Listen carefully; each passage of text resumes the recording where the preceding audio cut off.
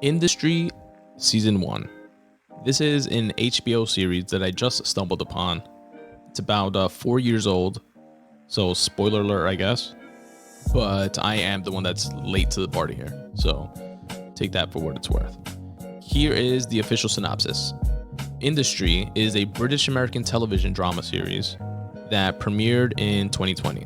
It follows a group of young graduates competing for permanent positions at a prestigious investment bank in London.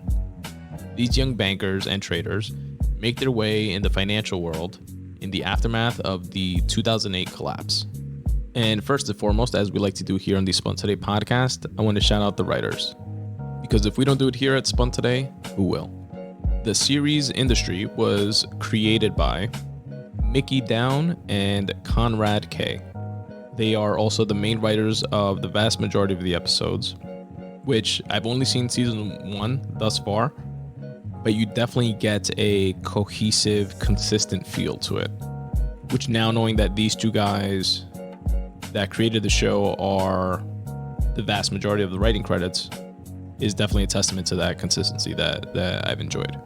But aside from Mickey Down and Conrad K, you also have Joseph Charlton, Sam H. Freeman, Kate Verghese, Matthew Barry, and Zara Mirza.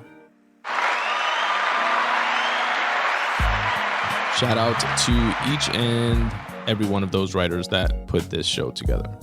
Now, this show is interesting to me because it is, one, it's an HBO show. HBO just, when they make a good show, they make a really good show. I mean, the batting average for shows has to be amazing. It's very similar to Succession in style and how it's taking a deep dive into a specific industry and some of the characters within that industry, or at least through the lens of a few specific characters within that industry. So how Succession was more on like a modern media, Fox News-esque type of conglomerate, Industry is all about the world of finance and investment banking, which coming from and being in that world of finance in my 9 to 5 definitely piques my interest. Now, like the synopsis says, there's this young group of recent grads that are going through their like first year apprenticeship, if you will, at a prestigious investment bank called Pierpoint. And it's definitely the type of show that's rooted in its characters. They all have strong and unique personalities. You start getting invested in them right away. The main one for me, which is one of the main characters, at least of the first season so far, is Mihala, which plays Harper Stern. And I've seen her in a couple other things, namely, she played Mahershala Ali's daughter in the movie Leave the World Behind, which I did a breakdown of. She plays Pia in the Black Mirror episode of season 6 called Lock Henry, which was one of my favorite episodes of that season, which I believe I also did a breakdown of. She's a great actress, and she's the lead in this, or one of the main characters in this. And in the first season, you see this young group of kids that just graduated. You know, this is their first job. They have this at this really prestigious place. They're wide-eyed and green and idealistic in some senses, and get thrown into this environment where it's a bit of a culture shock, but expected on some levels, and it's where they want to be. So they're trying to assimilate as fast and as quickly as possible.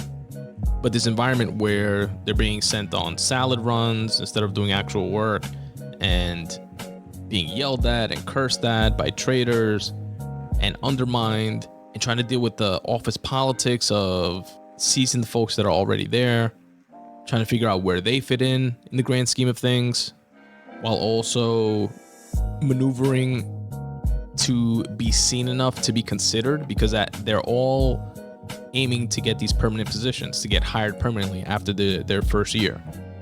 And only a third of them will be. And they're trying to figure all this out, and for some of them, it becomes all-encompassing. You see the different approaches that each of them take, where some of them get backstabby right away. Some of them put their health at danger by just like popping speed to stay awake and, you know, complete more work and do more reports. And to try to shine that way. One dude that pretty much was just hopped up on like speed and drugs to stay awake, like energy drinks, and would literally sleep at the office so he could be the first one there and the last one there, and just trying to do every single thing he could to get ahead. He winds up dying at the office. Then you have a different approach of someone, for example, like Gus Saki, played by David Johnson, does a phenomenal job as well. He has more of a laid back kind of, he comes from money, he feels like he belongs there, he's smarter than everybody else, more of a laid back approach to the whole thing. You have a character like Robert Spearing, which is played by Harry Lawty, who's more of the traditional, I guess, palm pressing and chin wagging with the clients type of guy, and take him out, wine him and dine him, just do a shitload of drugs, like party drugs, and that's like his whole scene. You have Yasmin, who is played by Marissa Abela, who also comes from money but wants to make her own way, but it's kind of seen like the little princess that thinks that things should go her way, or is just like used to things going her way. So she gets her character gets a lot of friction within the dynamics of her relationship based on that. Her like mentor, or like the not really mentor, but like the lead on the desk that she's on is Kenny Kilbane, who's played by Connor McNeil, and he's just like a misogynistic asshole and treats you like shit.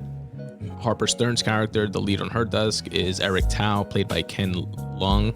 He finds out kind of like a secret about her that he leverages to gain her loyalty, essentially. But he's a pretty interesting character so far. The show, it's well written, very engaging, entertaining, especially if you're into the finance world. And it's very heavy on the drugs and sex. It's a Euphoria-esque in that way.